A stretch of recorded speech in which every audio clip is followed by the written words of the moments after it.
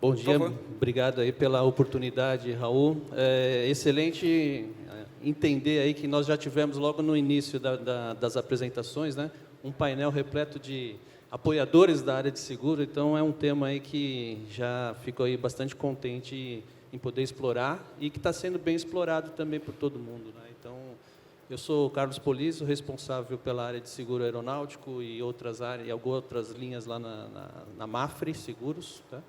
E fico aqui à disposição de vocês. Aí. Obrigado aí pela oportunidade. Bom dia, quase boa tarde, né? Bom dia ainda, que ninguém almoçou, boa tarde, né? Só depois do almoço. Como ninguém almoçou ainda, está valendo bom dia. Sou Regis, eu estou hoje como responsável da divisão de aviação na Wiz Corporate, que é uma corretora de seguros nacional, capital aberto desde 2015. Eu venho da aviação também, eu fui responsável pela parte de seguros e riscos de companhia aérea, né? Da TAM Linhas Aéreas e da Latam também, após a fusão. E um prazer estar aqui, compartilhar aqui algumas experiências e falar mais sobre esse mercado aí, que muitas vezes, como você comentou aí no começo, né, a área de seguros, o setor de seguros, muitas vezes, ele só é lembrado quando a segurança de voo, a prevenção falhar em algum momento, né? E daí o pessoal, e o seguro, né? Cadê? Bom, já que você está entrando nesse assunto, queria que você comentasse aí a questão das violações e o impacto disso para uma apólice de seguro. Nesses casos que foram citados aqui pelo CENIPA, dessas violações, isso teria alguma implicação no pagamento do... Eu entendo que sim. Mas o seguro tem muitas... apólice de seguro, né? Muitas cláusulas, muitas particularidades, né? E, na verdade, sim, existe, segue um padrão internacional. Mas, no fundo, a apólice de seguros ela está aí para isso, né? O que ela, de uma maneira geral, né? O que ela cobre, o que ela não cobre, né? O que ela cobre? Falha humana, erro humano é previsto. E está aí para isso. Isso acontece e é algo passível de cobertura. Falha mecânica, também. Tudo bem, tem as particularidades ali, né, da falha mecânica, que o componente que efetivamente falhou e contribuiu para o acidente pode não ser indenizado, mas as consequências de um acidente, nesse sentido, o seguro está aí para isso. Mas aí, o que não cobre? Realmente, violações ou desrespeito às normas aeronáuticas. A seguradora, o Polizo pode comentar também com propriedade que a seguradora se reserva o direito de justamente não cobrir atos intencionais, né, de violação ou desrespeito às normas. A gente tem vários casos aí no mercado, até fora do Brasil também, o grande caso ali da Lamia, né, que pane seca, aquilo foi declaradamente uma violação ali. E, sim, seria passivo de não cobertura da seguradora. Então, no caso da Lamia, é uma violação que já flerta com o crime, a gente pode até dizer que foi um crime. Mas eu estou falando essas violações, vamos chamar de violações light, né, do cara decolar um pouco acima do peso, ou fazer o procedimento em que ele fura a camada em alguns pés, nada assim, tal, mas ele está errado. Ou seja, se o pessoal da ANAC pegasse aquele fato, seria passível até de uma punição. Mas não é um crime. Ainda assim, a pessoa teria problemas com isso? Bom, eu vou comentar um pouco, assim, vou falar na visão seguradora, tá? O Regis já foi operador e agora numa visão de corretor, desse elo, né, cliente e seguradora. E na visão seguradora, Raul, de fato, a gente quem, assim, você passa a analisar cada situação, né? O Brasil ele tem um cenário gigantesco, as operações desde a região norte até passando pela região sul, vários tipos de aeronaves, segmentos, aviação geral, agrícola, até hoje em dia a gente fala muito em drones segurados também, né? Linha aérea. Então, de fato, a seguradora é quem vai receber não somente essas informações, e também a questão aí das violações. Sim, as condições de seguro nas apólices, pode ser que existem vários tipos ou particularidades de cada tipo de operação no Brasil, mas condições gerais de apólice, elas são assim, semelhantes. Então, quando você vê uma violação, excesso de peso, que eu acho que foi comentado hoje rapidamente aqui, né? Isso é perda de direitos na apólice de seguros, né? Então, sem ter o seu certificado de aeronavegabilidade em vigor /regular, é um passível de perda de direito. Sem ter a tripulação de alguma situação não devidamente habilitada, é passível de perda de direitos. Então, a área de seguros, as seguradoras em si, ela vai bem, correndo ali paralelo, né, com a regularidade da operação e da aeronave, né? Então, seja por documentação. Aí, o cenário como a gente consegue, assim, no Brasil, ele é, como eu disse antes, você vê vários tipos de operações. Está aí o papel da seguradora, talvez, desse primeiro filtro que o Regis tem com relação a dessas informações iniciais, que ele pode já prevenir muita coisa logo no começo, nesse primeiro filtro, né, para trazer essa... Se você já está enxergando uma operação e ele for visitar um operador, seja em qualquer lugar, que já está visualizando ou experimentando alguma situação que não seja de regular, automaticamente ele não vai trazer isso para a seguradora, ele já vai brecar logo no começo. Mas as apólices de seguro, sim, ela tem clausulados, diferentes tipos de segmentos e operações existem clausulados. Imagine um clausulado de uma linha aérea, posso falar que é quase um livro, né, de cláusulas e condições aplicáveis, mas a essência dela, sim, ela vai ter um capítulo de perda de direitos, de riscos excluídos, muito em conformidade com relação ao que rege as regras em vigor, né? Então, mas o que o Regis também já comentou, o erro, né, às vezes assim, a gente ficou bastante, e fica, né? Então, quando a gente vê os fatores contribuintes muito relacionados a fatores humanos, né? Então, o fator humano operacional, está aí o nosso grande desafio, seja por estar aqui participando de eventos como esse, que a gente julga de extrema importância, a gente está dando essa voz aqui também, contribuindo de alguma forma, ou de outras tantas iniciativas e atividades que a seguradora tenta implantar dentro do dia a dia de seguro, que parece que, né, a seguradora nossa, ela é distante, ela está querendo achar coisa, né, para não indenizar. Negativo, a gente já é um mercado que já indenizou muito, né, vários acidentes, mas a grande preocupação nossa, de fato, são as estatísticas que a autoridade já trouxe aqui, né, o CENIPA, o Coronel Tiago, e a gente fica assim, com esse olhar muito no fator humano, seja disponibilizando treinamentos, seminários e etc., para a gente trazer essa voz também para os nossos operadores e clientes, né? No caso eu estou falando aqui em nome da Mafre, mas como eu participo de grupos das outras seguradoras, nós temos as mesmas preocupações, tá? Então, é o setor, né? É o setor exatamente. Em si. E obviamente, o maior interessado, agora falando em aspectos financeiros, né? O maior interessado em não ter um acidente é a própria seguradora, porque daí ela não vai ter o sinistro, ela não vai ter o pagamento de indenizações. Então, de fato, tudo é em volta do operador e garantir a melhor segurança da operação e entender a operação, como o Polício comentou. Agora, como chapéu de corretor, que muitas vezes é o primeiro filtro, né, que é feito no contato direto com o operador, você entender a operação dele. E não somente falar o que cobre, é o que principalmente não cobre, né? Por exemplo, operar asa fixa, operar em aeródromos não registrados na ANAC, pistas não pavimentadas, exceto agrícola, né, tal, mas são operações passíveis de não cobertura também dentro de certas apólices.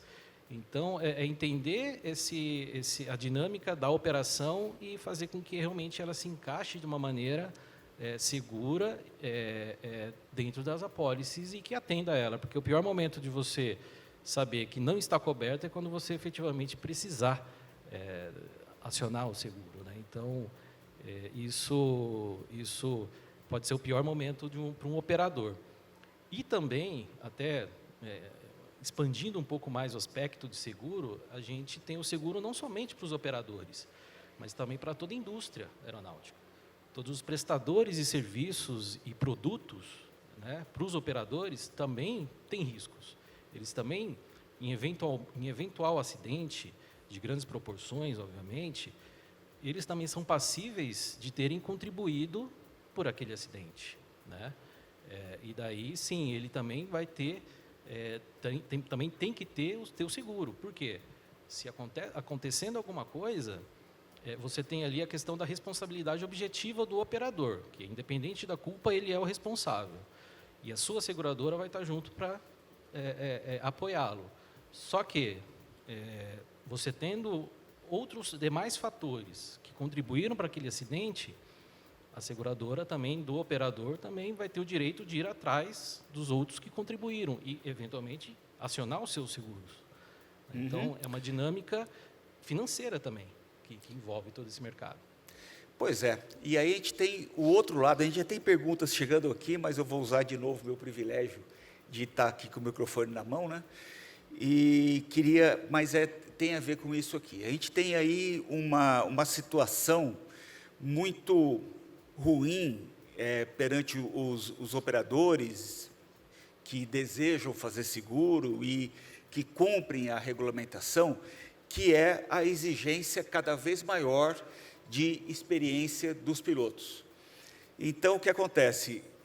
Ano a ano, isso vem aumentando, tem ficado mais dramático, e aí eles exigem pilotos com 100, 200, 400, 500 horas naquele modelo, e isso vai gerando um problema, o efeito Tostines aí, né? Que a gente não sabe se vende mais porque está sempre fresquinho ou está sempre fresquinho porque vende mais. No sentido de que, como a seguradora exige pilotos muito experientes, o operador não consegue contratar os pilotos menos experientes para que eles tenham experiência. E eles não tendo experiência, eles nunca vão poder entrar, e aí fica esse cachorro que entra atrás do rabo, e uma dificuldade muito grande para os operadores, porque não encontram pilotos com as características que as seguradoras impõem, e isso é um problemaço para os operadores. E será que não daria para as seguradoras flexibilizarem isso? Isso é um problema muito grande para a gente.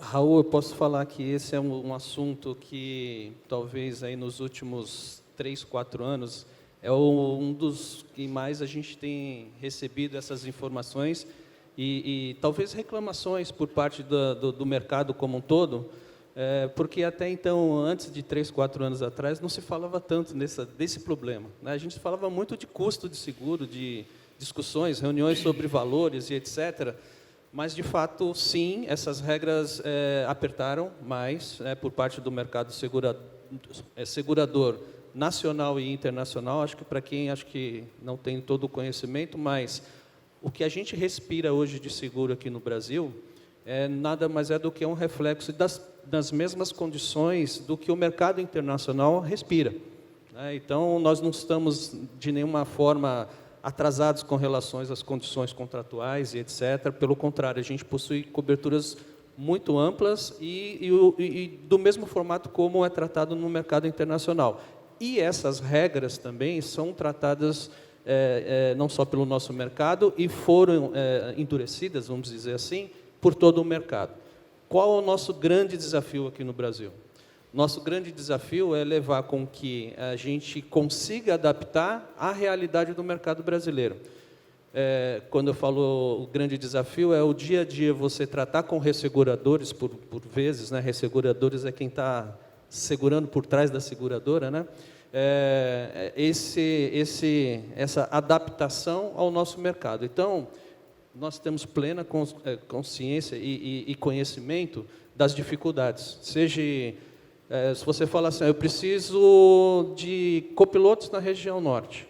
Difícil você passar a exigir situações, porque lá, eu citei aqui região norte, mas poderia ser qualquer outro lugar, talvez numa empresa de táxi aéreo, que esses copilotos que estejam iniciando, eles também estão sendo alvos pelas linhas aéreas que estão contratando. As empresas de táxi aéreo, elas têm dificuldades em manter, ou seja, o 91 também, né, o executivo também.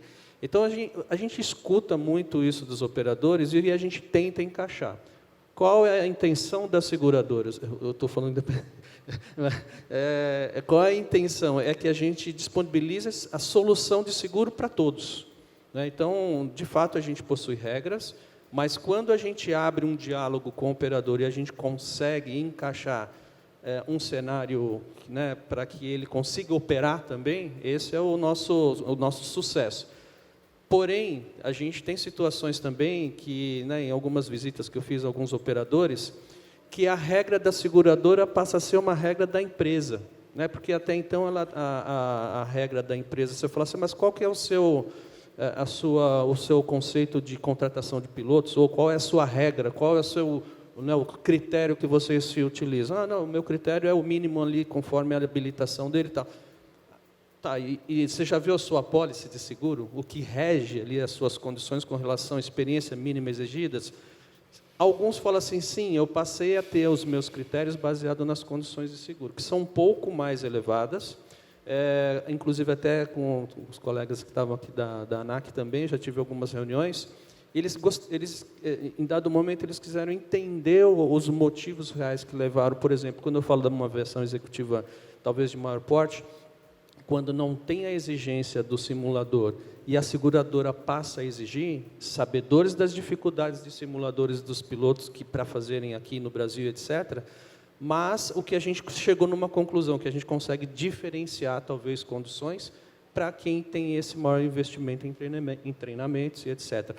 Mas esse é um tema, Raul, que passou a ser exigido e colocado, né, nessa situação de apólice há um tempo, já uns 3, 4 anos para cá, e que já vem de necessidades não só do nosso mercado e enquadramento às regras internacionais, nas quais todas as seguradoras aqui, elas não vão segurar, elas não vão garantir uma indenização de milhões sozinha, ela tem que ter esse suporte de resseguro. Então, a gente vem obedecendo regras e o nosso, em resumo, e tentando tropicalizar essas regras da melhor forma para que a gente traga uma solução para os operadores. Tá? É mais ou menos, desculpa. Essa questão de hora de voo, eu queria Exatamente. que você entrasse mais nesse ponto, Regis.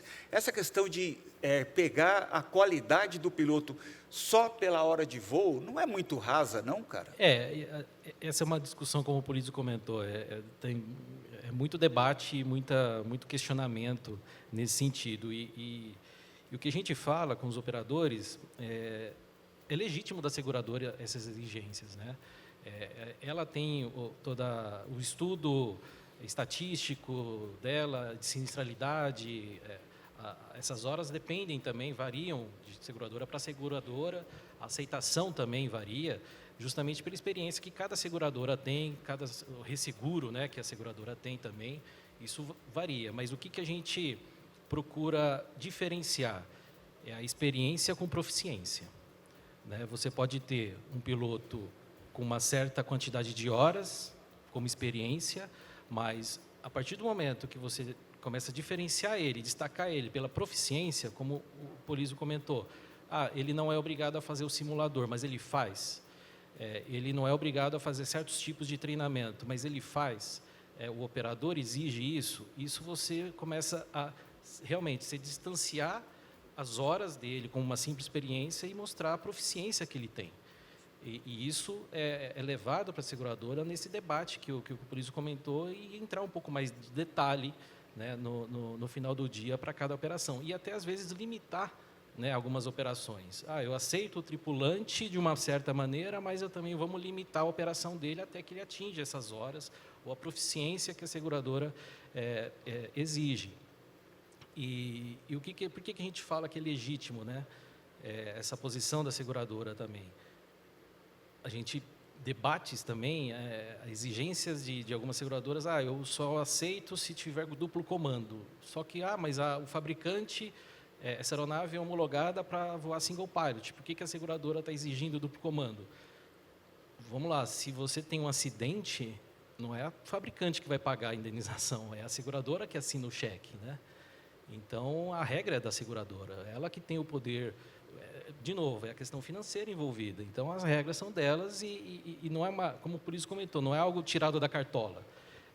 Vem todo um estudo estatístico de sinistralidade e mercado, né? Mas é aí que está.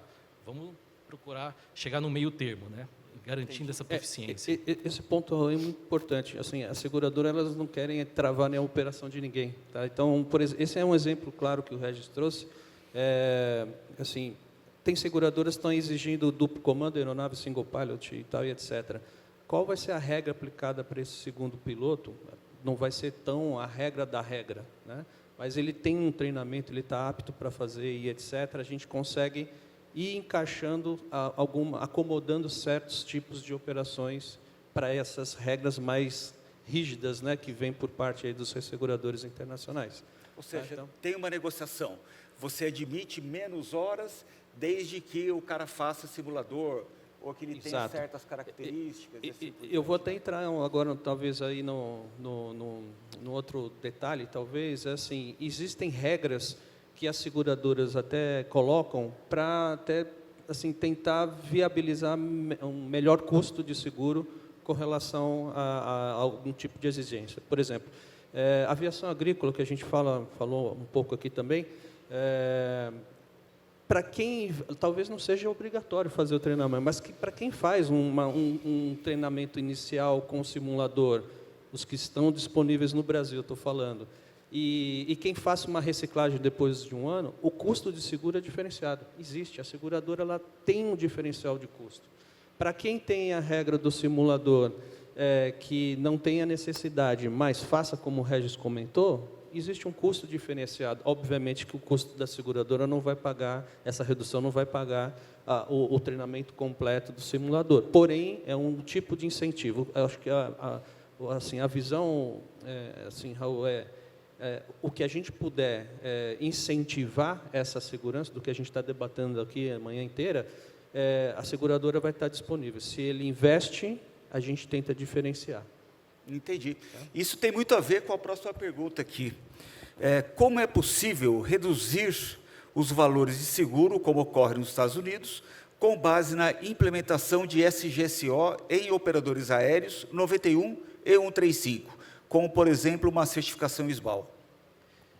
Isso daí acho que é um tema super pertinente, porque, como o Polizio comentou, né, são condições diferenciadas de seguro para quem vai além. Né? Acho que o básico nada mais é do que o regulatório e tudo mais, é o básico. Né? Abaixo do básico, daí a seguradora também não está disposta também a garantir essas coberturas. Mas e quem vai além? Também é função, a seguradora está aí também para incentivar a segurança de voo, para quem vai além. Né? Tudo bem, na 121, que é uma linha aérea, você tem que estar já todo um programa ali de segurança, mas a 135, até na 135, apesar de obrigatório certas condições, às vezes isso também não é atendido. Muitos operadores 135 também vão além, e nada mais justo do que beneficiá-los, né? Ter condições de seguro diferenciadas. No 91, idem. Um exemplo que a gente coloca também, plano de resposta à emergência. Né? 91 não é obrigatório ter, mas você tem certas operações corporativas que muitas vezes pode fazer sentido você ter um plano de resposta à emergência, dependendo da sua operação. Na 135, você pode ter planos de gaveta. Você tem que aprimorar cada vez mais a sua resposta e a sua condição ali, junto com a seguradora, cada vez mais você vai ajudar o teu próprio seguro a te olhar de uma maneira diferenciada e te dar condições mais flexíveis ou melhores condições de seguro. Fazendo uma pergunta bem direta, quando ocorre sinistro em pista que está asfaltada, mas no rotor está com informação desatualizada, terra, seria uma violação na visão da seguradora? Nossa. Operação em aeródromos registrados ou homologados, eles estão plenamente amparados pelo seguro. Estou falando da asa fixa, né? A asa rotativa já tem um enquadramento diferenciado, que é mais amplo, né, para a asa rotativa. Registrado ou homologado tem cobertura. O que não tem cobertura no seguro aeronáutico, assim, eu falo pela seguradora onde eu trabalho, onde não é nenhuma das duas características, não é nem registrado nem homologado. né? Então, se você não combina algo com a sua seguradora antes que vai ter esse tipo de operação, e acontece um acidente numa situação dessa, exceto em emergência, né, que em emergência você tira fora todo o enquadramento, isso, aí sim a perda de direito, sim. Agora, nessa situação, se está registrado, está homologado, como você falou, sem asfalto e depois está asfaltado? Aí que está, a pista efetivamente está asfaltada, só que no Rotaer aparece como terra, ainda não foi atualizado no Rotaer. Bom, ela passou por uma homologação inicial, assim, eu não veria problema algum, porque ela foi até melhorada, né? Exceto se aquele asfalto trouxer alguma implicação no tipo de acidente ocorrido na pista. Mas eu não sei. Agora, se for isso uma situação, eu acho que a resposta mais clara seria essa. Se for isso uma situação de violação, possivelmente pode ter um problema. Ele está operando num local que ainda não esteja regularizado, ou não sei se é uma violação ou não. Se não for uma violação, não vejo nenhum problema, Raul. Entendi. Seria só uma questão obviamente que documental. o perito ele vai analisar, de fato, se ele estava operando regular naquele tipo de situação de transição de pista ou não. Uma vez está registrado num formato, estava no outro. Isso é uma operação legal, né, regular? Se for, não vejo problema. E se for um helicóptero pousando em área não cadastrada, que é legal, mas isso o seguro cobriria também?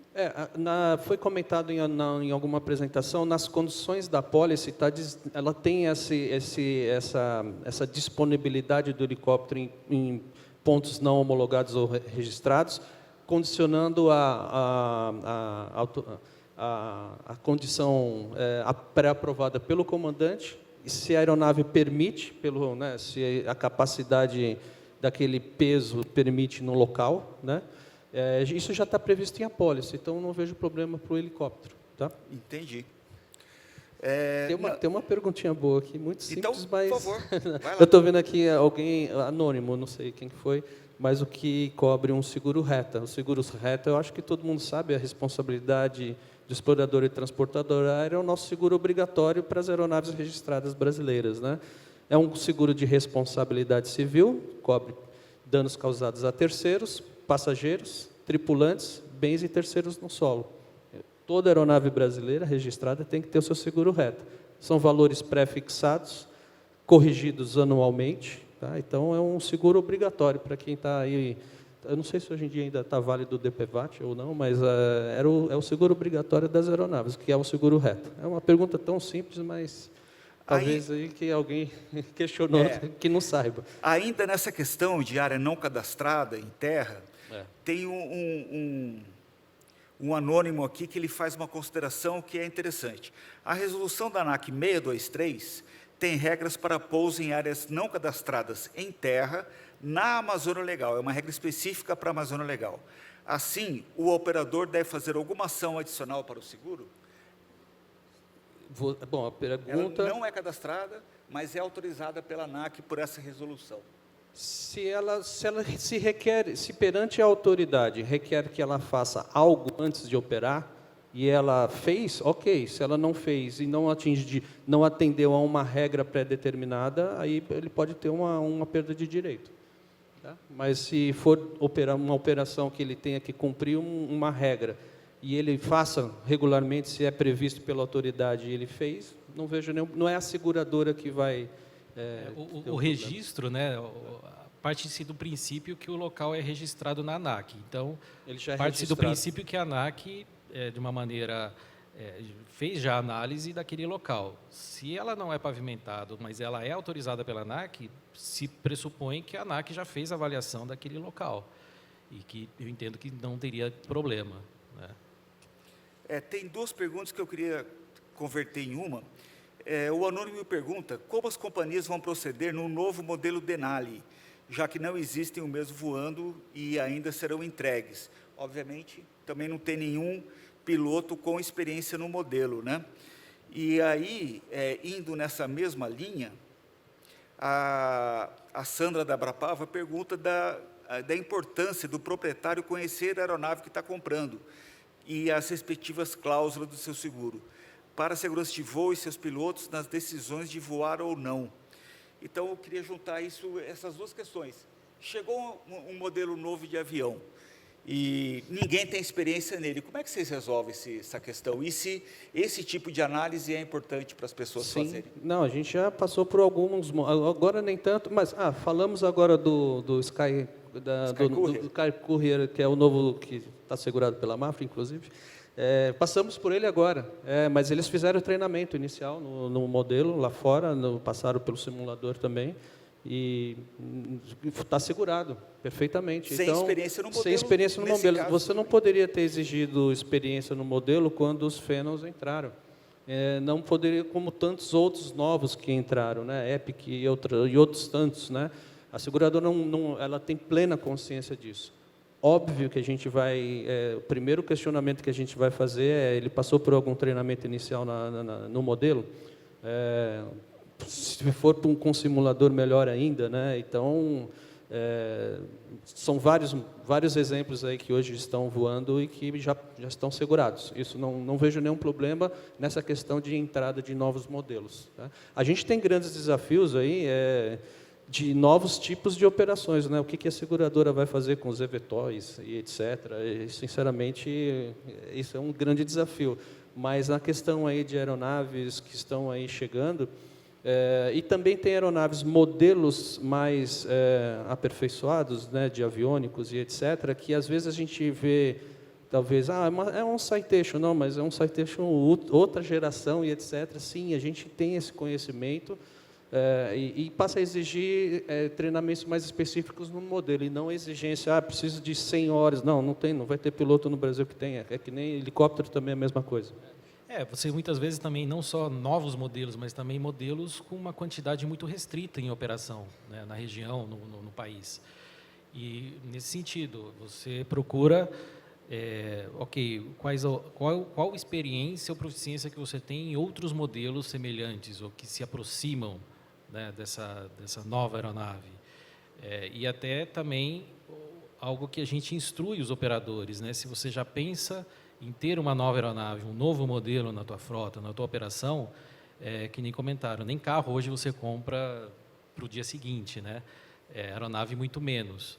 Então, se você já tem esse desejo de trocar de aeronave ou de operar novos modelos, já se atentar ao treinamento da tripulação, fazer um plano de transição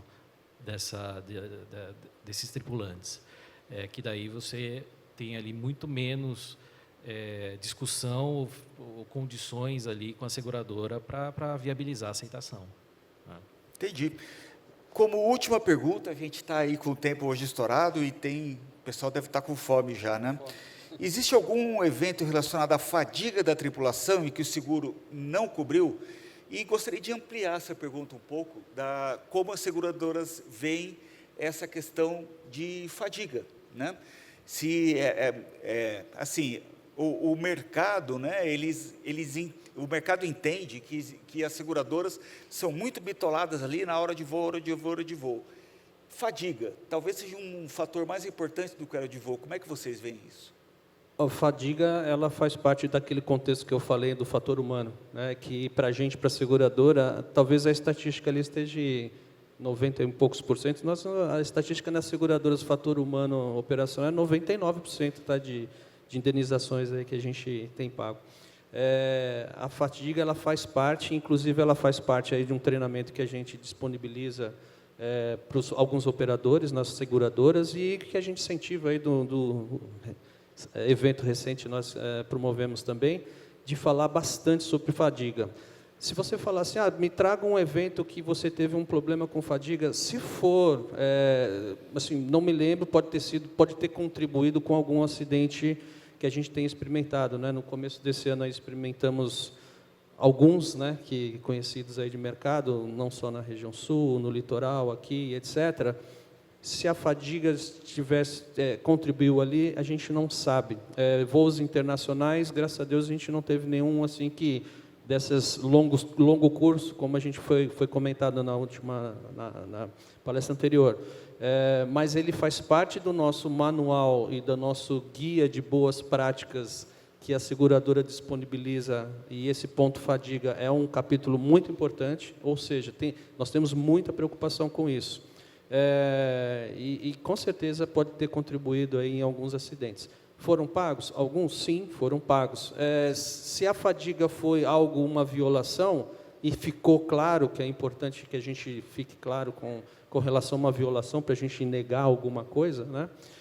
Sim, vai ter um problema se for identificado algo de violação, tá? Mas todo o contexto aí de prevenção e da preocupação da seguradora com relação a treinamentos e etc., a fadiga, o capítulo de fadiga, ela faz parte.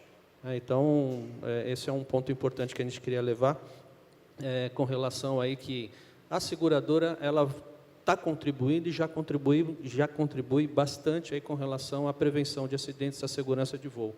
E o que a gente puder estar conversando sempre juntos, né, a ABAG, CENIPA, ANAC e qualquer outro elo, a seguradora, só de a gente estar colocando esse debate de seguros aqui, para a gente já é de extrema importância, né? A Sandra, como fez um comentário aí da pergunta, ela também acompanha muito, né, a Sandra da Abrapava, que dá todo o apoio a cadeia né, do acidente, né? Se tudo falhar, né, se essa cadeia falha, o acidente está ali e as pessoas vão procurar normalmente aí a associação, ela sabe o nosso formato de trabalhar e a nossa preocupação é de a gente estar tentando costurar algo para a gente reduzir as nossas estatísticas aí de acidentes, obviamente que por alguns interesses, né, financeiros que nós temos de indenizar, mas principalmente por aí de a gente estar prevenindo esses acidentes aí que nós experimentamos. Não deixando de que a gente, né, saia do nosso radar, que a seguradora ela está também, e tem se falado muito nos últimos anos, fatores climáticos, né, que às vezes a gente vê perdas de aeronave paradas no solo, por alagamento, por granizo, por etc. O ano passado a seguradora pagou alguns milhões de dólares de situações que a gente não estava nem operando a aeronave, né? Então, tem esses outros fatores aí que possam estar, né, as seguradoras colocaram no radar também de fator climático, né? Então, ano passado passamos por seca, por queimada, por alagamento, por granizo, passamos por tudo. E isso saiu caro para a seguradora. E a gente não está falando de operação, né? As aeronaves estavam ali paradas, né? Então, só para complementar a questão da fadiga, eu acho que é super importante essa parte da conscientização do operador e do proprietário, principalmente quando a gente fala no 91, né? A fadiga não é somente, muitas vezes, o cansaço, o excesso das horas, né, de trabalho, mas também outros fatores externos ali que você tem uma pressão externa. O que a gente sempre procura orientar também, né, os operadores, deixa o piloto fazer o que ele sabe, que é pilotar, né? Mas muitos operadores, daí eu falando mais do 91, colocam uma sobrecarga de trabalho e de outras responsabilidades para o piloto, que tudo bem, ele é uma operação ali isolada, né, solitária ali, mas a partir do momento, quanto mais você consegue atribuir outras responsabilidades que não pilotar para outros, é melhor. Até do AVV faz parte desse contexto, né? Então, assim, tudo também é uma conscientização. Quanto menos você botar de pressão em cima do piloto, menos a possibilidade também de fadiga, não somente por excesso de trabalho, mas também pela pressão ali em volta. E uma coisa que eu quero mencionar é que eu já tive experiência também como operador, né, como cliente. E o seguro, muitas vezes, ele é visto de maneira negativa, né? Mas o pessoal do seguro, algo, enfim, é encarado muito mais como um problema do que uma solução. Num acidente aéreo, pode ter certeza que quem vai estar do teu lado, ao lado do operador, ajudando e apoiando, vai ser a seguradora. Não somente na parte financeira, indenizatória, mas principalmente no apoio à assistência, né? O operador, muitas vezes, ele não tem ali capacidade até para providenciar certos tipos de serviços, porque não é o business dele, ele não está envolvido nisso daí. Mas a seguradora, muitas vezes, sim, ela tem uma capilaridade de assistência que ela consegue muito mais, ajudar muito mais o operador nesse momento, nesses primeiros momentos, ali nas primeiras horas, que requer ali todo um serviço dedicado, especializado. Bom, pessoal, já estou até recebendo correio elegante aqui, que é para avisar que o almoço é na praça de alimentação, né? Lá na frente. A gente vai voltar às 13h45 e as recepcionistas vão conduzir até a praça. E, encerrando essa parte da manhã, queria agradecer muito ao meu amigo Polísio pela participação, meu amigo Regis, muito obrigado pela participação de vocês, que vocês são uma parte muito importante do ecossistema aí de safety. Então, muito importante a participação de vocês. A gente que agradece, Obrigado. Raul. Obrigado. A gente que agradece. Prazer.